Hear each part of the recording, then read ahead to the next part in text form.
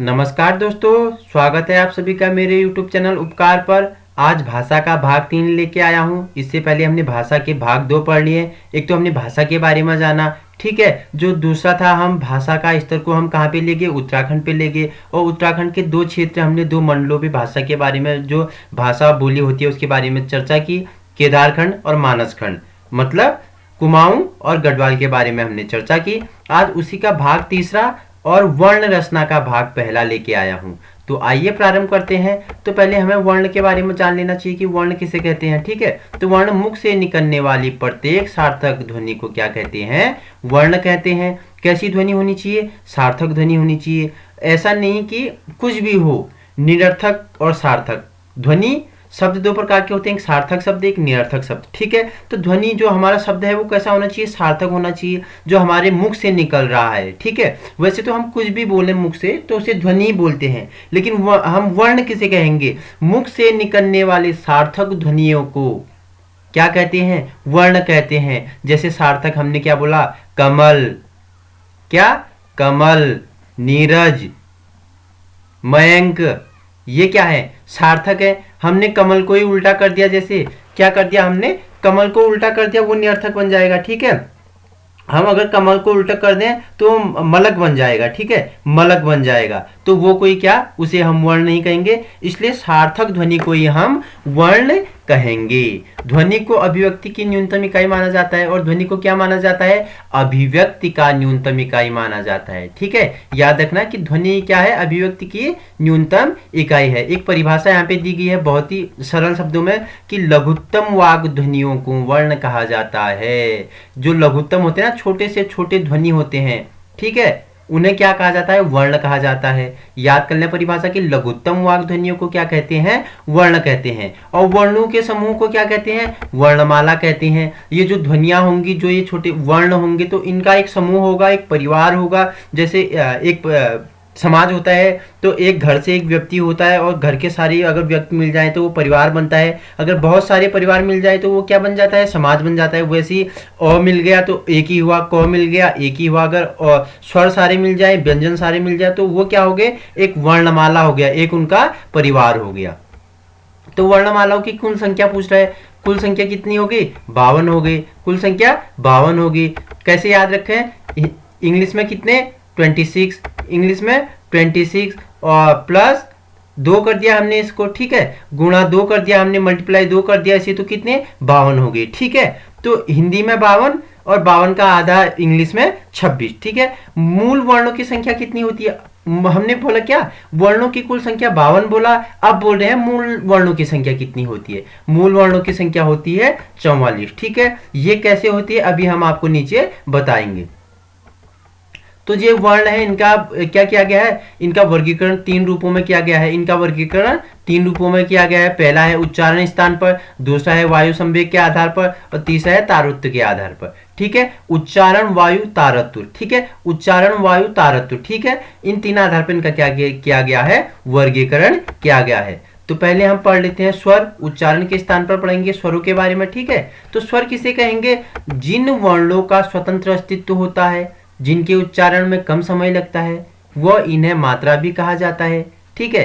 क्या बोला कि जिन वर्णों की स्वतंत्र अस्तित्व होता है, बोलो अ, आ, ई, उ, स्वतंत्र अस्तित्व है ना, इन्हें बोलने में तो किसी का सहायता लेनी पड़ रही है नहीं, ओ तो अपना एक ही ओ, ठीक है। और जिनके उच्चारण में कम समय लगता है, उच्चारण में देखो अ, आ, ओ, देखो को, खो, को के साथ ओ भी आ रहा है, ठीक है। तो उनका अपना अस्तित्व नहीं है, तो ओ अकेला है, ओ, आ, ई। तो ये क्या है, इनका स्वतंत्र अस्तित्व होता है, और इनको बोलने में कम समय लगता है, और इन्हें मात्रा भी कहा जाता है, ठीक है। और इनकी संख्या कितनी होती है, 11 होती है। इनकी संख्या कितनी होती है, 11 होती है। इनकी संख्या कितनी होती है, 11 होती है। याद रखें। और कौन कौन से हैं, ओ हो गया, आ हो गया, छोटी ई होगी, बड़ी ई होगी, ऊ हो गया, बड़ा ऊ हो गया, री, ऋषि वाला री हो गया, ए हो गया, ऐ हो गया, ओ हो गया, औ हो गया, ठीक है। अभी आप बोलेंगे कि हमने बचपन में अंक और अ भी पढ़ा है, ठीक है, उनके बारे में अभी जानते हैं। तो ये कितने हो गए, 11 हो गए। तो आइए स्वर वर्ण के भेदों के बारे में जान लेते हैं। स्वर वर्ण के भेद, ठीक है। अब जो स्वर है, वर्ण है, इनके भी भेद हैं। तो पहला क्या है? ह्रस्व स्वर। पहला ह्रस्व, देखो नाम से ही पता चल रहा है, ह्रस्व माने क्या होता है? छोटा होता है, ठीक है। जिनके उच्चारण में अत्यंत कम समय लगता है, उन्हें क्या कहते हैं? ह्रस्व स्वर कहते हैं। ह्रस्व मतलब कम, मतलब छोटा। ह्रस्व मतलब कम। ह्रस्व देखो ना, उच्चारण से स्पष्ट है। जिनके उच्चारण में कम समय लगता है उन्हें ह्रस्व स्वर कहते हैं। जैसे क्या हो गया? ओ, क्या हो गया? ई, क्या हो गया? ऊ, क्या हो गया? री हो गया। देखो बोलने में ओ, ई, ऊ, री। किनकी अपेक्षा? आ, बड़ी ई, ऊ, ए, इन्हें बोलने में ज्यादा समय लग रहा है ना, तो इन्हें नहीं लगेगा। जो हमारे ह्रस्व स्वर तो ओ, ई, ऊ एंड री, इनकी संख्या कितनी होती है? 4 होती है। और देखो पॉइंट याद रखो कि इन्हें क्या कहता है? मूल स्वर भी कहते हैं, ठीक है। मूल स्वर भी किन्हें कहते हैं? ओ हो गया, ई हो गया, ऊ हो गया, री हो गया। कभी आपसे परीक्षाओं में पूछ लिया जाए कि निम्न वर्णों में, निम्न स्वरों में से मूल स्वर किसे कहते हैं? ऑप्शन आपको दिया जाएगा आ, ई, ऊ, और अंक दे दे ऐसे, अहो, ए, आई, कुछ भी दे दे। तो मूल स्वर किसे कहते हैं? अ हो गया, ई हो गया, ऊ हो गया, री हो गया, ये मूल स्वर हैं। देखो आपके लिए एक्स्ट्रा नॉलेज है कि अ को हिंदी वर्णमाला का शहीद वर्ण कहा जाता है। क्या कहा जाता है? शहीद वर्ण कहा जाता है। क्यों कहा जाता है? क्योंकि अ सभी के साथ जुड़ा है। क, ख, ग, घ, ङ, च, छ, ज, झ, य, ट, ठ, जुड़ा है ना सभी के साथ। तो इसे क्या कहा जाता है? हिंदी वर्णमाला का शहीद वर्ण कहा जाता है। दूसरा हम पढ़ते हैं दीर्घ स्वर के बारे में, ठीक है। जिनके उच्चारण में 2 गुना समय लगता है उन्हें क्या कहते हैं? दीर्घ स्वर कहते हैं। आ हो गया, बड़ी ई, बड़ी ऊ, ये क्या हो गए? दीर्घ स्वर हो गए। इनकी संख्या कितनी होगी? 3 हो गई। मूल स्वर कितने हो गए? 4 हो गए। टोटल कितने हो गए? 7 हो गए, ठीक है। कितने हो गए? 7 हो गए। क्या बोला है? दीर्घ स्वर जिनके उच्चारण में 2 गुना समय लगे, आ, ई, ऊ, दोगुना समय लग रहा है ना, इन्हें दीर्घ स्वर कहते हैं। इनकी संख्या 3। तीसरा है संयुक्त स्वर। जो स्वर वर्ण 2 स्वर वर्णों से मिलकर बनते हैं इन्हें क्या कहते हैं? संयुक्त वर्ण या संयुक्त स्वर कहते हैं। इनकी संख्या कितनी होती है? 4 होती है। देखो कितना हो गया? मूल स्वर कितने हो गए? 4 हो गए। मूल स्वर 4 हो गए। देखा, मूल स्वर कितने हो गए? 4 हो गए। अ हो गया, ई हो गया, ऊ हो गया, री हो गया, 4 ये हो गए। और हमारे जो दीर्घ ह्रस्व स्वर है इनकी संख्या हमने आपको बता दिया, मूल स्वर भी कहते हैं, ठीक है। और जो हमके क्या है, उच्चारण के स्थान पे दीर्घ स्वरों की बात करें तो ये 3 हो गए, आ, ई, री, ठीक है। कितने हो गए? 4 और 3 कितने हो गए?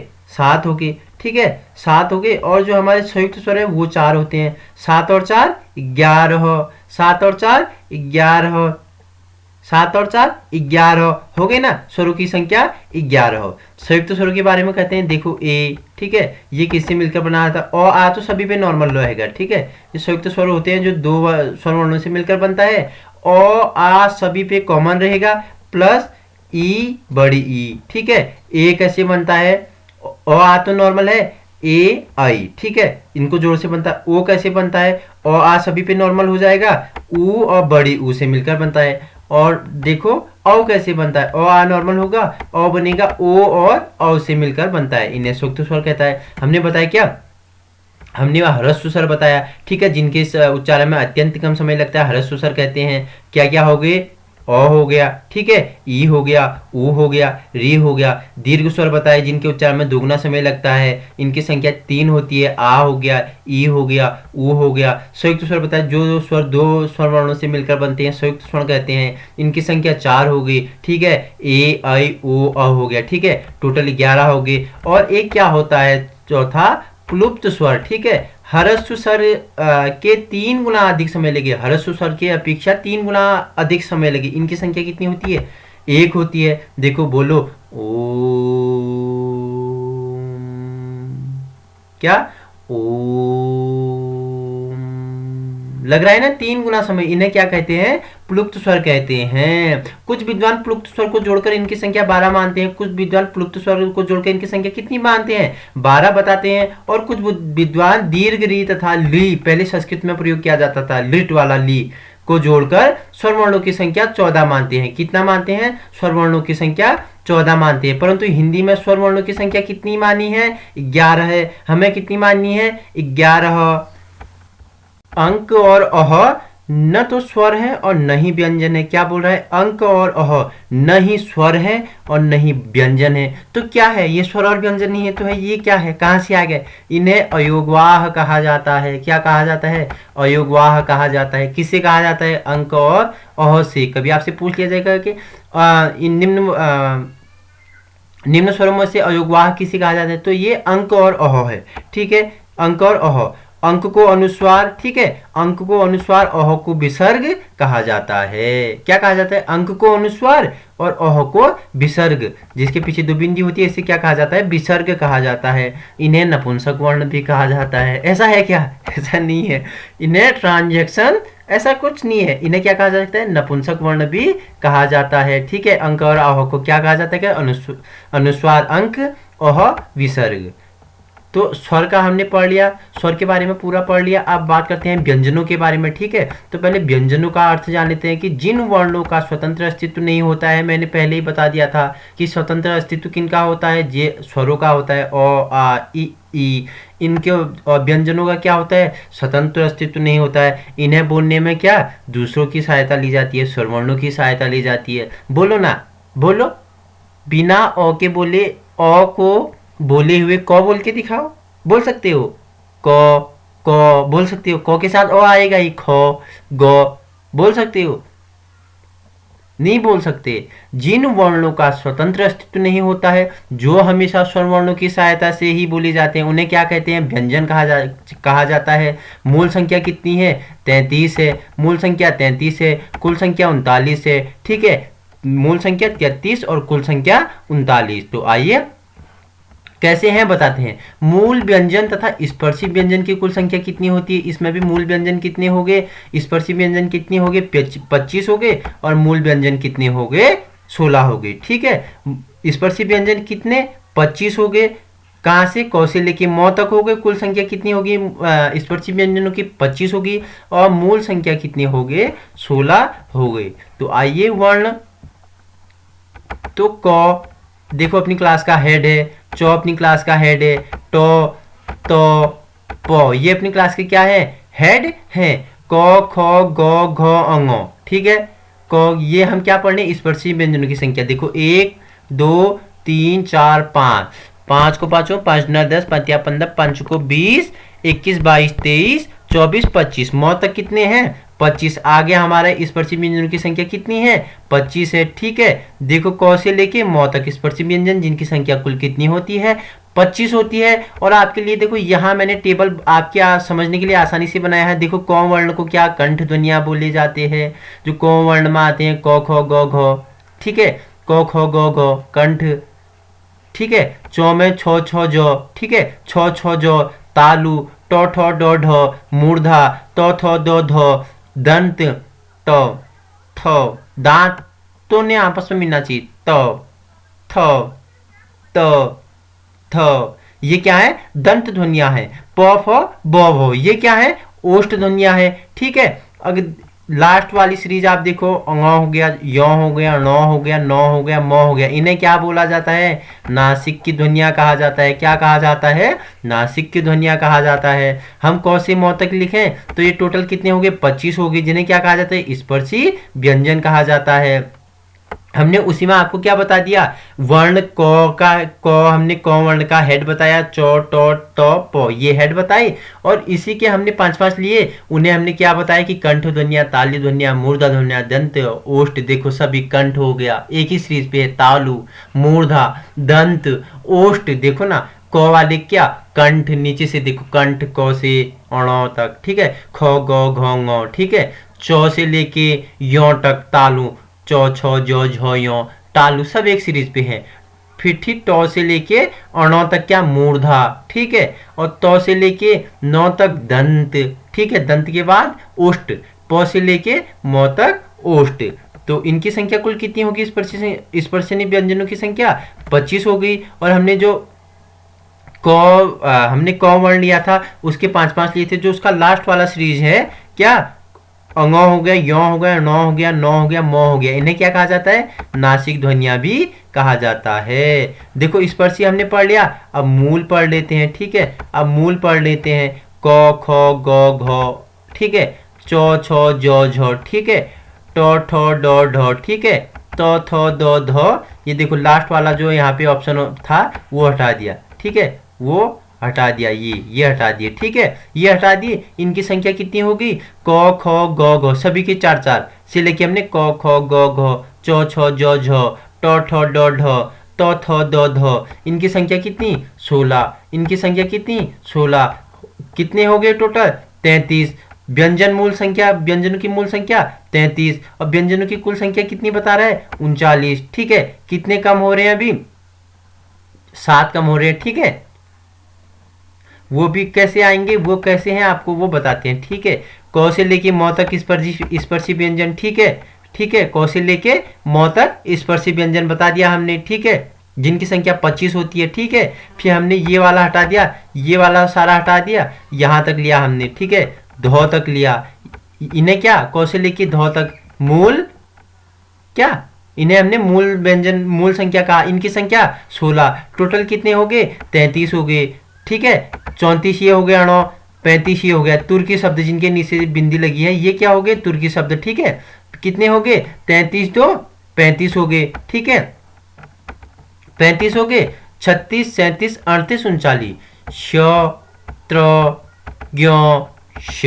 ठीक है, शोत्र ज्ञ श, शोत्र ज्ञ श। इनकी संख्या 4। टोटल कितने? 39 हो गए ना। 25 हमने स्पर्शी से बताए, 16 मूल बताए। ठीक है, कितने हो गए? 33 हो गए। फिर हमने आपको बताया कि तुर्की शब्द है ड ढ जिनके नीचे बिंदी लगी है, कितने हो गए? 35 हो गए। ठीक है, फिर हमने आपको संयुक्त श त्र श ज्ञ 4 ये हो गए। ठीक है, कितने हो गए?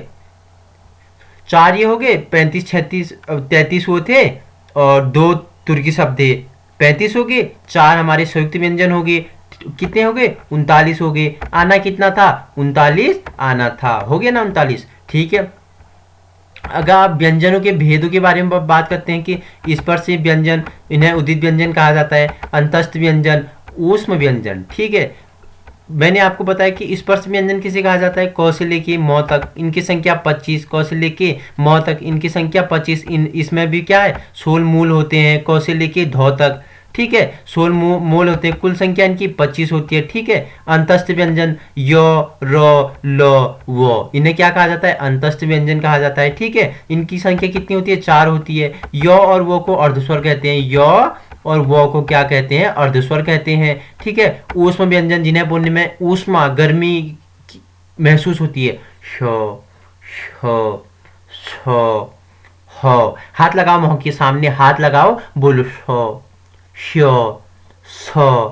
ह। इन्हें बोलने में क्या होगी? गर्मी महसूस होगी। ये इनकी मूल संख्या 4 हो गई। ठीक हो गए। और हमने क्या बताया? य और व को क्या बताया कि इन्हें अर्धस्वर कहते हैं। संयुक्त व्यंजन आपको बताया कि श्रोत्र ज्ञ श, श्रोत्र ज्ञ स, ये 2 शब्दों के मेल से बने होते हैं। 2 शब्द इन पे वर्ण या स्वर जुड़े होते हैं, उनके मूल से बने होते हैं संयुक्त व्यंजन श्रोत्र ज्ञ श। इनकी संख्या 4। द्विगुण व्यंजन मैंने आपको एक ड हो गया जिसके बिंदी है, ढ जिसके नीचे बिंदी है, इनकी संख्या 2। इन्हें द्विगुण व्यंजन कहा जाता है, उच्छिद व्यंजन कहा जाता है, आगत एवं निर्मित व्यंजन कहा जाता है। ठीक है, द्विगुण हो गया, द्विगुण हो गया, उच्छित हो गया, आगत हो गया, निर्मित हो गया। अब आ गया वैदिक व्यंजन। ठीक है, वैदिक व्यंजन ये देखो पहले इस प्रकार का प्रयोग किया जाता है, अभी नहीं किया जाता है। इसकी संख्या कितनी है? 1 है। तो हिंदी भाषा में फारसी के भाषा के 5 वर्ण लिए गए हैं। ठीक है, क्या बोला कि हिंदी भाषा में फारसी भाषा के 5 वर्ण हैं। कौन कौन से हैं आइए जान लेते हैं। देखो, जिनके नीचे बिंदी है, क के नीचे बिंदी, ख के नीचे बिंदी, ग के नीचे बिंदी, ज के नीचे बिंदी, फ के नीचे बिंदी, इन्हें क्या कहा जाता है? इन्हें कहा जाता है फारसी भाषा के 5 वर्ण है ये। ठीक है, और हिंदी भाषा में तुर्की की बात करें, मैंने आपको पहले बताया ड जिसके नीचे बिंदी है, ढ जिसके नीचे बिंदी है, ये क्या है? तुर्की है। हिंदी भाषा में अंग्रेजी भाषा का एक वर्ण है, वो कौन है? औ। ठीक है, कौन है? औ है, ये अंग्रेजी भाषा का एक वर्ण है। ठीक है, अब बात करते हैं वायु संवेग के आधार पर। ठीक है, वायु संवेग के आधार पर इनके भेद 2 हैं। ठीक है, इनका भेद कितने हैं? 2 है। अल्पप्राण हो गया, महाप्राण हो गया। ठीक है, वायु संवेग के आधार पर इनका 2 भेद हो गए, अल्पप्राण, वायुप्राण। ठीक है। अल्पप्राण महाप्राण, ठीक है। अल्प मतलब कम हवा, महाप्राण मतलब ज्यादा हवा। तो अल्प प्राण के बारे में पढ़ लेते हैं। पहले अल्प प्राण का अर्थ होता है थोड़ी हवा, कम हवा, जिन वर्णों के उच्चारण में वायु को धीरे धीरे छोड़ी जाती है, अल्प प्राण कहलाती है। अल्प प्राण मतलब अल्प मतलब कम, प्राण मतलब हवा, जिसमें कम हवा लगती है, ठीक है।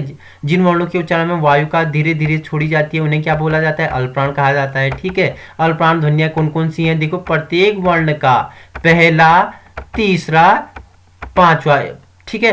पहला, तीसरा, पांचवा वर्ण क्या है? अल्प प्राण है। तो पहला वर्ण मैंने आपको बताया कि सभी का हेड क हो गया, ठीक है। क हो गया, पहला वर्ण क हो गया, च हो गया, ट हो गया, त हो गया, फ हो गया।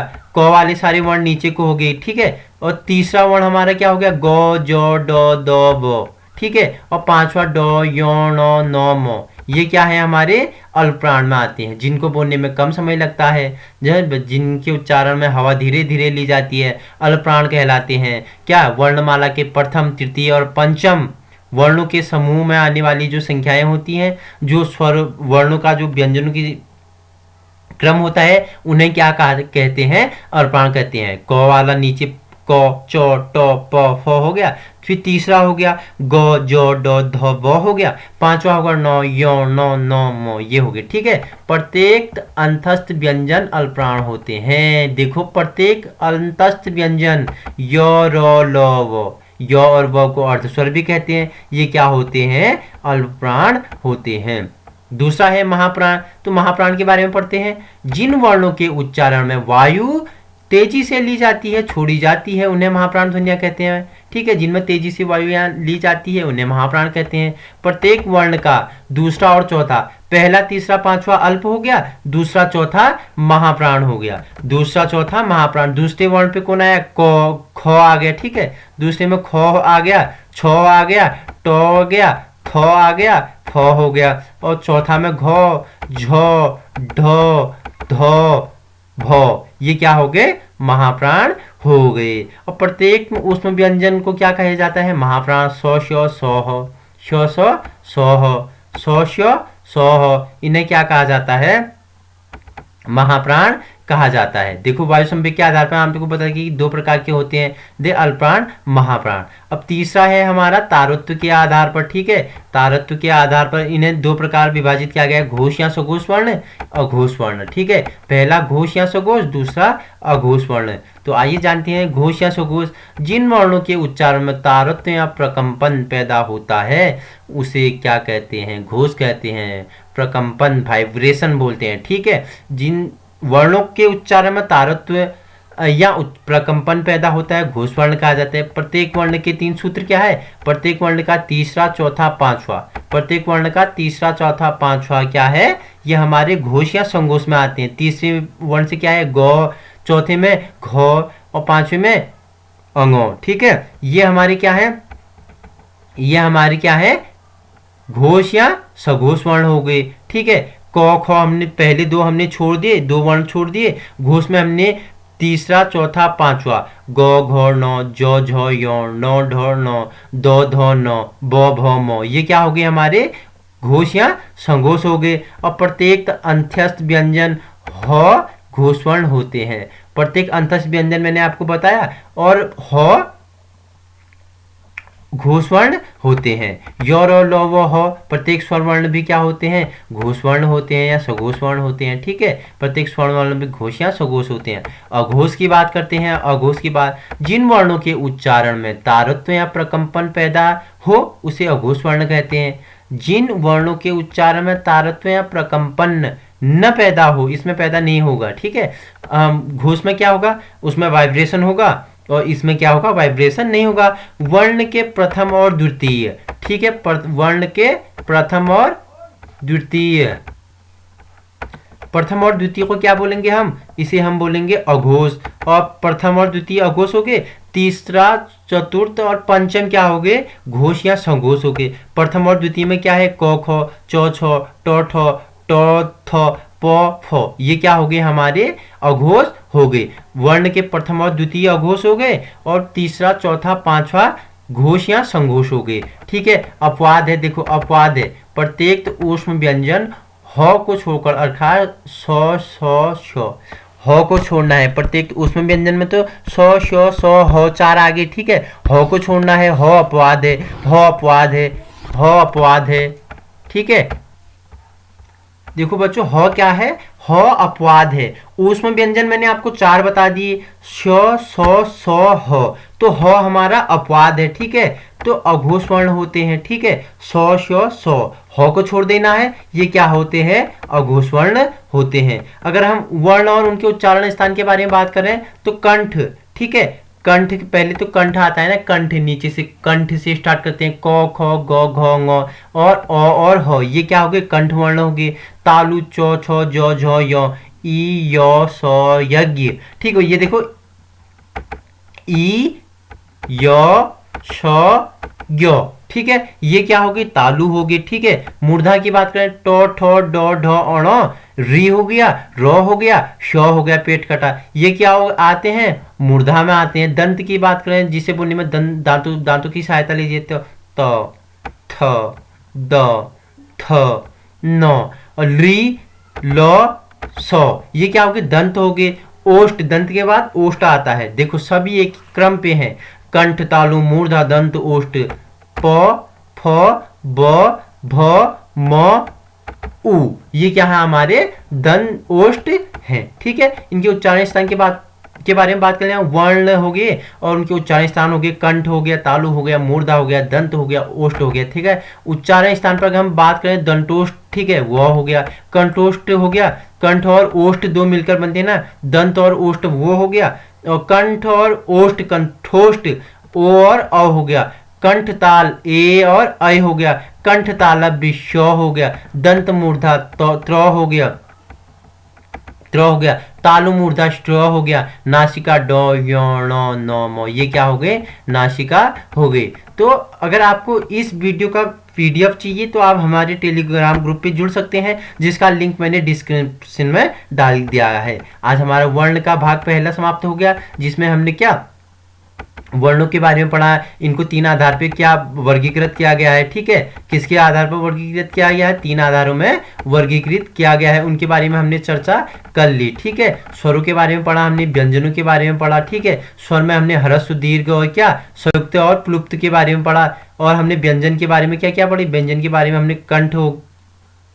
कंठ तालु तो आपको समझ में आ गया होगा ना। कंठ में हमने आपको व्यंजन में बताया कि व्यंजन कितने प्रकार के होते हैं, व्यंजन को कौन कौन से भागों में बांटा गया है, वो हमने आपको बता दिया। ठीक है, वायु स्थान के आधार पे, उच्चारण के स्थान पे, वायु संवेग के आधार पे और तारत्व के आधार पे आपको बता दिया। नेक्स्ट वीडियो उसका भाग दूसरा जल्द लेके आपके सामने उपस्थित होऊंगा।